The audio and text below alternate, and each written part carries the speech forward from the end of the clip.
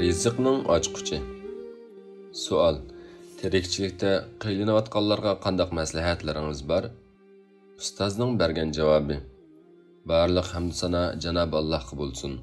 Payg'ambarimizga, oila tavobatlarga va uningga qiyomatgacha ergashganlarga durud salomlar bo'lsin. Qadrli qarindishim, sizga va barliq musulmonlarga qiladigan nasihatim Payg'ambar alayhissalom dinning xulosasi deb ko'rsatgan zarur nasihatlardandir. Tamimiddari rivoyat qilgan hadisda Payg'ambar alayhissalom mundoq degan: Dinning asosi sodiq bo'lish. Biz kimga sodiq bo'lish ey Allohning elchisi deb so'radik. Payg'ambar alayhissalom Allohga sodiq bo'lish, payg'ambarga sodiq bo'lish, Allohning kitobiga sodiq bo'lish va musulmonlar ommasiga sodiq bo'lishdan iboratdir degan. Men sizga nasihatimni tafsiliy tilga ilishdan burun shuni bilishingizni umid qilaman. Turmushning qiyinchiligi va kengri bo'lishi nisbiy masala. Shunga ko'plagan kishilar o'zlarini qiyinchilikda qoldiq deb o'ylaydi. Lekin barakat ularning qiyinchiliklarini kengri qiladi. Allohning ne'matiga qanoat qilish va taqsimotiga rozi bo'lish ularga kifoya qiladi va ularni beyitadi. Payg'ambar alayhissalom bir hadisda Allohning sana qilgan taqsimotiga rozi bo'lgin, eng behojat kishi bo'lsan degan. Tövəndə Allah Taalaning bandalarining rizqini kengri qilishiga sabab bo'ladigan bir qancha ishlarni bayon qilib o'taman. 1. Allah Taalaga taqvolik qilish. Bu rizq va barakatning kengri bo'lishining birinchi sabablaridandir. Chunki buni Allah Taala taqvo kishilarga va'da qilgan. Allah Taala mundoq deydi: Kimiki Allohdan qo'rqadi ekan, Alloh uningga chiqish yo'li beradi. Uningga o'ylamagan yerdan rizq beradi. Yana bir oyatda mundoq deydi: Payg'ambarlikni inkor qilganlikdan halok qilingan shaharlarning aholisi iymon etgan va gunohlardan saqlangan bo'lsa edi, albatta ularni osmon zaminning farovonliklariga muyassar qilardik. Lekin ular payg'ambarlarni inkor qildi. Shunga ularni o'z qilmishlari tufaylidan halok qildik. Allah Taalaga taqvolik qilish, uning buyrug'ini qilish va to'sqanlaridan yenish bilan bo'ladi. 2. Allah Taalaga tavba qilish va istig'for etish. İnsanning tabiati bo'lsa ojizdir. Allah Taala bu haqda mundoq deydi: İnson ojiz yaratildi. Buyurilganni tark etish va cheklamalarga yaqinlashish rizqdan va barakatdan mahrum qilishga sabab bo'ladi. Payg'ambar alayhissalom banda qilgan gunoh ma'siyatlari sababidan rizqdan mahrum qoladi degan. Yahudilar zulm va gunoh ma'siyatlar tufayli halol rizqlardan mahrum qilingan. Allah Taala mundoq deydi: Yahudilarning qilgan haqsizliklari, ya'ni zulmi va qilgan gunohlari nurg'un kishilarni Allohning yo'lidan, ya'ni Allah Taalaning diniga kirishni to'sqanliklari, cheklangan jazonini olganliklari va kishilarning pul-mollarini nohaq yeganliklari uchun ularga ilgari halol qilingan pokiz narsalarni harom qildik. Ularning ichidan kafir bo'lganlarga qattiq azob hozirladik. İnsanning bu ishlardan saqlanishi o'zining rizqini kamaytirmaslik uchundir. U kishi qilgan gunohlarga pushaymon qilish bilan birlikda darhol Allohga tavba istig'for etish kerak. Chunki istig'for gunohlarni, tavba qilish ilgirki gunohlarni o'chiradi. Alloh taolo mundoq deydi: Ey qavmim, Parvardigoringlardan mag'firat tilanglar, ondan uningga tavba qilinglar. Sizlarga u ko'p yig'in yog'dirib beradi. Sizlarga texmu kuch-quvvat beradi. Sizlar gunoh cho'mgan holda mening da'vatimdan yuz o'rmanglar. Tafsirshunos Ibn Kasir mundoq deydi: Hud alayhissalom o'z qavmining ilgirki gunohlarining mag'firat bo'lishi uchun kelgusiga tavba istig'for bilan kirishga buyurgan. Tavba istig'for kishiga Alloh taolaning ne'matining davomlashishi, ishlarining oson bo'lishiga turtki bo'ladi. Alloh taolo mundoq deydi: Ularga aytdim: Parvardigoringlardan mag'firat tilanglar. U haqiqatan mag'firat qilg'uchidir. U sizlarga mo'l yomg'ir yog'dirib beradi. Sizlarning mollaringlarni va o'g'illaringlarni ko'paytib beradi. Sizlarga bog'larni, o'stanglarni ato qiladi. Qurtubi mundaq deydi. Bu oyat va Hud surasidagi oyat istig'for aytish sababli rizq va yomg'irning tushadiganligiga dalildir. Ibn Kasir bu oyatning tafsirida mundaq deydi. Agar Alloh taologa tavba qilsanglar, istig'for etsanglar va itoat qilsanglar, rizqinglar ko'payadi. Osmon zaminning barakati bo'ladi. Shuningdan sizlarga o'simliklar, ziroatlarni chiqarib beradi, mol-mulk, avlodlaringlarni ko'p qilib beradi. Shabi mundaq rivoyat qiladi. Umar ibn Xattob kishilar bilan yomg'ir talab qilish namoziga chiqqan. Lekin u yerda istig'for aytib qaytgan. Uningdan yomg'ir talab qilish namozi o'qimay qaytlig'i deb so'ralganda u mundaq javob bergan. Yomg'irni yog'diruvchi zotdan talab qildim degan va Parvardigoringlardan mag'firat dilanglar, u haqiqatan mag'firat qilg'uchidir, u sizlarga mo'l yomg'ir yog'dirib berdi degan oyatni o'qigan. Bir kishi Hasan al-Basrining yoniga qurg'oqchilik bo'lib ketganlikdan shikoyat qilib keldi. U kishiga Allohga istig'for aytqin dedi. Yana bir kishi yo'qsizlikdan shikoyat qilib keldi. U kishigami Allohga istig'for aytqin dedi. Yana biri menga Alloh taolaning farzand ato qilishiga duo qilib qo'ysizlar dedi. U kishigami Allohga istig'for aytqin dedi. Yana bir kishi bog'larni qo'rqoqchilik besib ketganligidan shikoyat qilib keldi. Yana shu javobni berdi.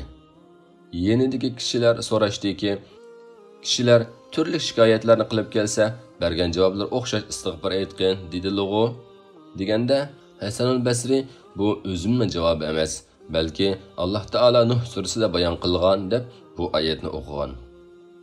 Ularga aytdim, Parvardigoringlardan mag'firat dilanglar. U haqiqatan mag'firat qilg'uchidir. U sizlarga mo'l yomg'ir yog'dirib beradi. Sizlarning mollaringlarni va o'g'illaringlarni ko'paytib beradi. Sizlarga bog'larni, o'stanglarni ato qiladi. 3. Ota-onaga yaxshilik qilish va urug' tuqqanchilikqa ahamiyat berish. Bu haqda ko'plagan hadislar bor. Buxoriy rivoyat qilgan hadisda Abu Hurayra mundaq deydi. Men Rasulullohning mundaq deganligini angladim. Bir kishini rizqining kengri bo'lishi va davomlashishi xursand qilsa, urug' tuqqanchilikqa ahamiyat bersin. Imom Ahmad rivoyat qilgan hadisda Abu Hurayra mundaq deydi. Men Rasulullohning mundaq deganligini angladim. Sizlar hamma urug' tuqqanlaringlarni bilib olinglar. Shu orqali urug' tuqqanchilik kuchaydi degan. 4. Allah yo'lida pul-mol sarf qilish. Allah yo'lida chiqim qilish rizqning ko'p bo'lishining sabablaridan biri. Gerçi Qur'oni Karim va hadislarda Allah yo'lida chiqim qilishga qiziqtiradigan bayonlar bo'lsa-mu, ko'plagan kishilar pul-mol kemiyib ketish va kambag'allashib ketish qo'rqinchi bilan mushu nuqtaga sal qaraydi. Alloh taolo mundaq deydi: "Aytqinki, haqiqatan Parvardigorim qaysi bandasining rizqini keng qilishni xolasa, uni keng qiladi. Qaysi bandasining rizqini tar qilishni xolasa, uni tar qiladi." Alloh taolo yana mundaq deydi: "Ey mu'minlar, sizlar erishgan narsalarning va biz sizlarga zamindan chiqarib bergan narsalar, ya'ni oshliq, mevalarning yaxshilaridan sadiqa qilinglar. O'zinglarmi faqat ko'zinglarni yumib turib, nacharlarni ilg'ab turib sadiqa qilmanglar. Shayton sizlarni faqirlikdan qo'rqitadi. Yomon ishlarga, ya'ni bexillikqa, zakat bermaslikka buyuradi. Alloh taolo sizlarga o'z mag'firatini va fazlini va'da qildi. Allohning marhamati kengridir, hammani bilib turuvchidir." 5. Ojizlarga, kambag'allarga yordam berish.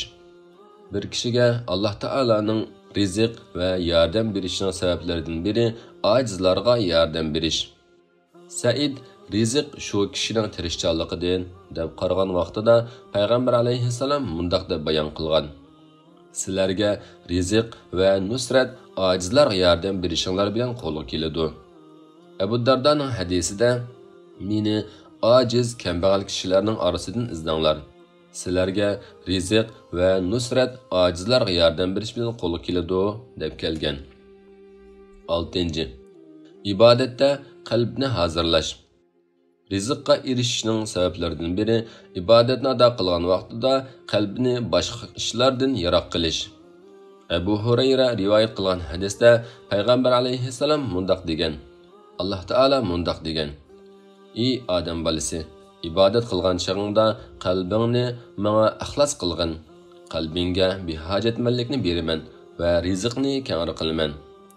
Ey odam bolasi, mendan yiroqlashmagin, bo'lmasa qalbingni kambag'allik urib oladi va jafoda qolasan." Ma'qil ibn Yasirmi o'xshash ma'noda hadis rivoyat qilgan. Demak, bu ikki hadisda Alloh taolo ibodat ixlos qilgan kishining qalbiga behojatmanlik ato qiladiganligi va rizqini keng beradiganligini va'da qildi. Bu hadisdagi maqsad ish harakat qilmaslik, rizq talab qilmaslik deganlik emas. Balki insonni Allohga bo'lgan ibodatidan uzoqlashtirib qo'yadigan turli g'am qayg'u va dunyo halakchiligidan yiroq holda ixlos bilan qilish maqsaddir. Shundala qalb Allohdan iltijo qiladi va boshqasidan behojat bo'ladi. Qalb toat bilan xursand, hayoti rizq bilan amin bo'ladi. 7. İlkida bo'lgan ne'matga qanoat qilish. Rizqning ziyoda bo'lishining sabablaridan biri ilkida bo'lgan ne'matga qanoat qilish. Alloh taolo mundaq deydi: "O'z vaqtida Parvardigoringlar ne'matimga shukr qilsanglar, uni texmi ziyoda qilaman. Agar kufroni ne'mat qilsanglar, mening azobim albatta bak muqattiq bo'ladi" deb jakarladi. Shukr qilish ilkidagi ne'matni saqlab qoladi. Umar ibn Abdul Aziz mundaq deydi: Alloh taolaning ne'matlarini shukr qilish bilan saqlab qolinglar. Shukr qilish ne'matni saqlab qoladi.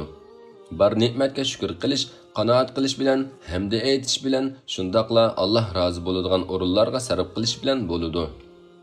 8. To'y qilish. Alloh taolo mundaq deydi: Aranglardagi bo'ytaq ayollarning va yaxshi qul va yaxshi cho'rlaringlarning beshini o'nglab qo'yinglar. Agar ular yo'qsiz bo'ladigan bo'lsa, Alloh ularni o'z karimi bilan boy qiladi. Alloh bandalarining manfaatini bilgichidir. Umar ibn Abdul Aziz mundaq deydi: Boyliqni nikohdan izlamagan kishiga hayronman. 9.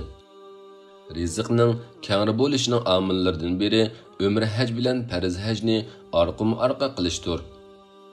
Ibn Abbas rivoyat qilgan hadisda payg'ambar alayhissalom mundaq degan: Umr haj bilan farz hajni orqama-orqa qilinglar. Shundaq qilish kambag'allikni ko'tarib yetadi. Gunohlarni xuddi o't yolqini, to'mir va oltin kumushning kirini olganidek o'chiradi. Qabul bo'lgan hajning mukofoti jannatdir. Demak, yuqoridagi ishlar tirikchilikning sababini qilmasdan ishga oshmaydi. Vaholanki Allohning qonuniyatidami tirishish va kurash qilish bilan rizqqa erishadiganligi belgilangan. Tirishgan kishi izdiganini topadi. Urug' tergan kishi mul husulini oladi. Demak, kimiki dunyoda tirishsa va harakat qilsa, Alloh bergan rizqdan yeydi. Ammo sababsizla o'rinliq qilib o'ltirib olgan kishi rizq berilishga loyiq emas.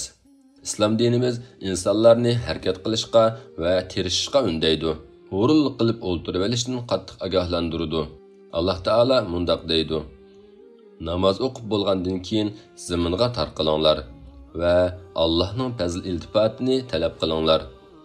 Suyimlik payg'ambarimiz Muhammad alayhissalom mundaq deydi: insonning o'zi ishlab halol qon ter badiliga kelgan narsani yeganidanmi yaxshiroq bir taom yo'qdir. İslam dinimiz yana insonlarni boshqalardan tilashdan qattiq yergindirdi va bu haqda mundaq deydi: davomli boshqalardan bir narsa so'ragan odam qiyomatda yuzida go'sh yo'q holatda tiriladi. Shunda qilib, yuqorida deyilganlarning jug'lanmasi Allohga itoat qilish, gunohlardan yiroq turish va Allohga taqvodorlik qilganlikning ifodasidir. Alloh taolaning bizga qilgan iltifot va ne'matlari biz qilgan taqvodorlik va itoatning barobarida bo'ladi. U ne'matlarning barakati biz sodir qilgan gunohlarning barobarida o'chirilib ketadi.